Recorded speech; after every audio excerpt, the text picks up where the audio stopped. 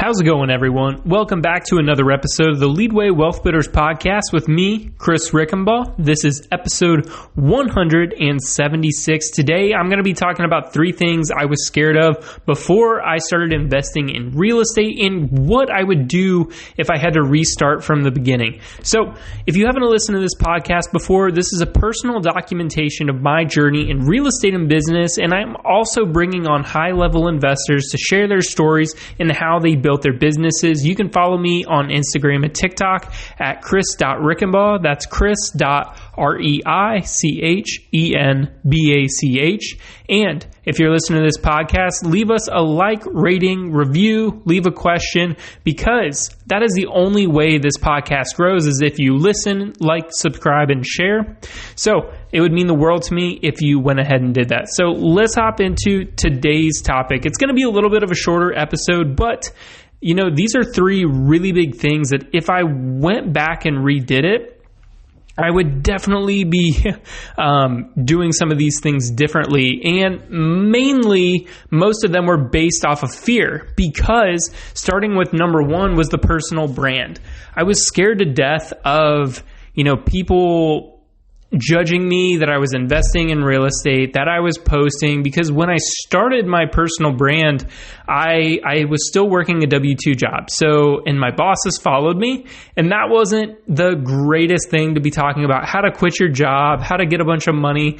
So what I did was I started a different Instagram with a different branding name. It was Figuring It Out Finance at the time, and I had just started it, trying to figure it out. I had a little blog at the time, and I was just talking about financial freedom, personal finance, and I hadn't really dove into the real estate yet. But once I quit that job, what I should have done and what I wish I could go back and do is go on my personal account and make it a business account to where I already had about, I think it was 700 or 800 followers. And mainly these were people from college, people from high school, people who knew me and just starting to follow me in the real estate space. And instead of switching back over to that, I kept going with the personal brand name. So even now, it's only got about 200 followers, where my personal account has just about 700 to 800. I can't remember. I think it's almost 800. But from that, I was starting with 800 followers. So yes, I would have lost followers in the beginning, but turning that into a real estate account, I already had momentum built up. So it would have been easier to grow an audience from a starting point of 800 rather than 0. But now I'm deep enough into it to where Gideon Spencer, who I had on the podcast recently, he was DMing me saying, "Hey man, you should change this to your personal name." And I said, you know what? You're right. I've been thinking about it, but I just didn't have that push. So that day, as soon as he texted me that, I immediately changed it, doubled the followers in just a couple months, and now starting to grow that page. But I wish I would have just used my personal name in the beginning and started posting right on my Instagram feed, because yes, it would have been uncomfortable. However, I had a starting point where people already knew me. So now there's two Instagram accounts, and one's my business and one's a personal. And if somebody's following me for the first time, they see one is all about real estate and the other is just personal. So they don't know which to follow, which could be a little confusing. So however, I am growing the business brand. That's going to be all real estate, a lot more posts, going to be doing a lot more with that. So follow me there at the chris.rickenbaugh. So number two is going to be asking for money. This is something that I think was drilled in me from the beginning of probably when I was growing up. My parents were talking about not being greedy, not asking for money. And that was kind of the stigma in our house, was don't ask for money, don't be greedy. And that was something that was really drilled into us. So getting into real estate, where this is my job to ask people for money, it was really uncomfortable in the beginning, and it still is a little bit. But when I have to go and raise $250,000 to finish these projects and keep growing the business, that's really uncomfortable conversations. And that's something that I've been hearing recently. And it's something that, if you're hearing it a lot, it's probably true. So what this is that success is on the opposite side of the fear. So the thing that I'm fearing is the thing that I need to be able to go and do. So number one is going to be asking for money. So I'm hitting that really hard right now, I'm not trying, but I am finishing up 2 problem properties that I've had and trying to refinance the one to be able to keep it. We're going to keep investors on that one. And then the other one is going to be a flip, and I'm raising money for that right now. So those 2 projects are going to be a combined about $100,000 to be able to finish. So being able to raise the $100,000 is one personal thing.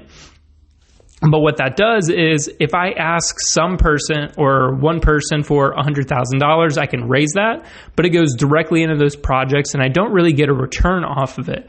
So what I'm doing is saying, well, I would rather raise $250,000 because what that does is it puts $100,000 towards finishing those projects, and it also leaves $150,000 to be able to go buy more flips, to be able to go make more money.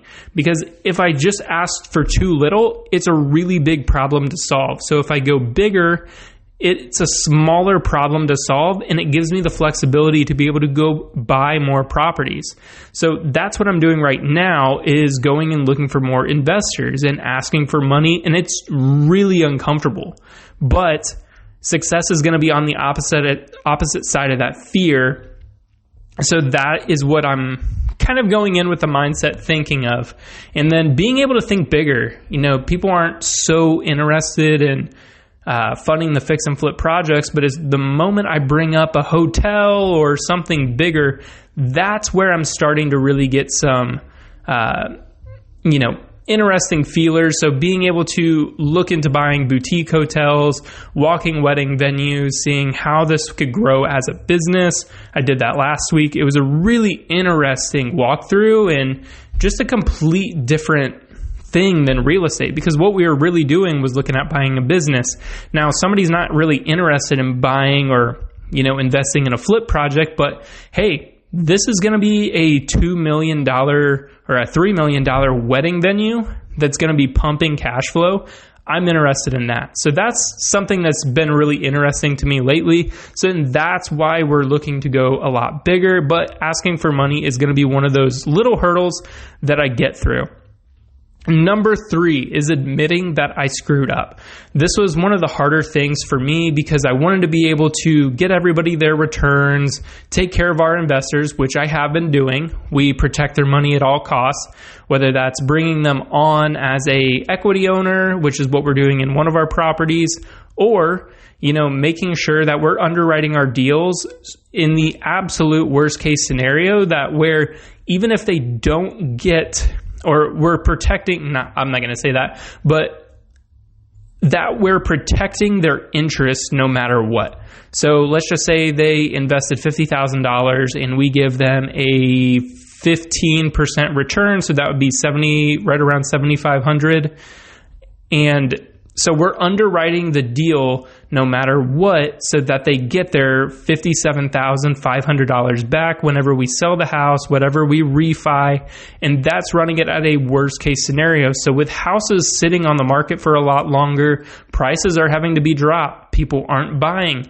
It's starting to create a little bit of an issue for us, but we're underwriting them so low and at a worst case scenario so that our investors are taken care of before me. So that is one of the harder conversations that I had in the beginning was, what happens if this doesn't work out?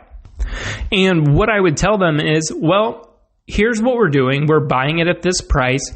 We're investing your money in so that when we sell, no matter what, you're going to be taken care of. Even if we have to do a $30,000 price reduction to be able to get this house sold, your money is protected with your interest. And that's something we're doing right now on a property. We thought this was going to be selling at $365,000 based on the old partner's numbers. Now we are under contract about $30,000 lower, but our investor is protected. And they are going to be able to get all of their money back along with all of the interest that they were drawn up in the promissory note. But being able to call them and say, hey, I messed up on this property. Here's where we're at with it. Here's what I'm going to do. And here's how I'm going to solve the problem. That's strengthened the relationship so much between me and the investors, because I'm admitting something went wrong and I'm coming to them with a solution. If I'm coming to them saying, hey, I need more money, we need to throw it into this, they're going to be very, very skeptical. But if I can come to them and say, hey, here's how I screwed up, here's the lesson I took from it, here's how I understand this needs to be done for the next time, they're going to be a lot more trusting in me to be able to go and invest more, because they're understanding that, hey, this guy's learning through his problems. Yes, it was a little bit of an issue, but he's able to learn through this process, and which is going to be making him a better investor going forward. He's not going to keep making this mistake. And if he does keep making this mistake, we're just not going to give him more money.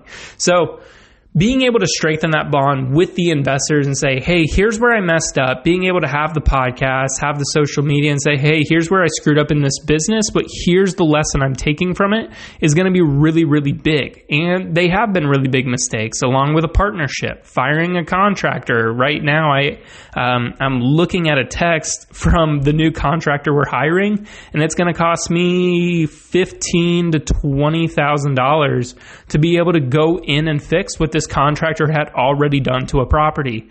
So I've already paid this guy probably 20 grand to be able to go fix it. We had to end up letting him go, and now I got to go pay 20 grand to be able to go and redo everything that he had done. And they had done 2 properties for me. So that's going to be a really costly expense, but that's what we're learning. We're learning to work with better people who are able to go in and ask those questions. So right from the beginning, I didn't really know. And when this problem kept popping up with a contractor of, hey, why do we have permit problems on every single property that we've done? And I don't know, they just don't like me. I'm like, all right, well, that seems weird. And the first thing these other contractors do when I'm walking them through the property is, hey, what permits need to be pulled? Who do we need to talk to in the city? What do we need to do? And those are never questions that are brought up. It was always, how can we cover this up quick enough to be able to let the city know that we didn't touch this, it was already there. And that's what started the issue. So now working with these contractors, I can see that. I didn't know about the permit situation, and now I do, to be able to make me a better investor and look at this right away going, okay, this might take us an extra 2 weeks with the permits. We know exactly what we need to do if we're adding in a bathroom or doing anything structural on the renovation. We could also put it as is to make sure that the house, people know that this was not permitted. Now, it's probably not going to sell as good, but that's always an option too, to where if we do this house and we end up doing a refinance, that was the plan. But now with these inspections, we have to do it all right. We have to go through the permit process. There's no covering anything up. So it's better just to work straight with the city. And that's what I'm seeing all of these contractors that I'm bringing in. That's exactly what they're doing. They're contacting the city, and it's just a little bit more of a professional. Like, we're not just trying to get away with something. So definitely big lessons there, but admitting that I screwed up is probably one of the toughest things, just because it's a big ego hit. I felt like I was doing really, really good in the beginning. Things were rolling, and then when things started falling apart, I really had to sit and learn. And I mean, just sit in it. And I'm still sitting in it a little bit, to where I understand these issues, and now I get to be able to start from zero again to be able to build that back. And I'm really excited to be able to do that. And yes, it's very stressful at times. I wouldn't say stressful, because stress is just the achiever's word for fear. It is a lot of fear. Admitting that I screwed up, admitting that I don't have the exact plan going forward, but being able to sit here and say, okay, well, if I raise $100,000, that puts me in this hole. But if I raise $250,000, it allows me to go make more money along with finishing the projects that we have on hand. So that's going to be the mission going forward. That's going to be all I got for you guys today. 3 of those things are really, really big for somebody being able to start out. If you're looking to start posting content about real estate, use your Instagram that you already have, that already has followers with people that know you, because you're going to be able to grow from a starting position that isn't zero. Whether you have 100 followers, 1,000, 200,000, whatever, you already have a brand there with your name on it.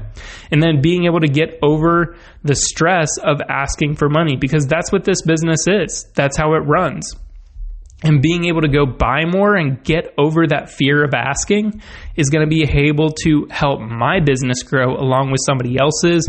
And then admitting when you screw up, because that's one of the hardest things, just because it's such an ego hit. But that's going to be able to tell everybody that says, hey, this person's learning, they understand they screwed up, but they're going to be able to work through it and fix it because they're not being a victim. So I'm not going to be a victim in this circumstance, and being able to go through this past year and a half of true learning and a little bit of pain and fear is going to be able to help me so much down the road. So I'm going to leave you on that. Thank you so much for tuning in for another episode of the Leadway Wealth Builders podcast. Go follow me on Instagram and TikTok. Keep listening to the podcast as we have some great guests coming up. And we will see you on the next one. This is Chris Rickenbaugh signing off for the Leadway Wealth Builders podcast.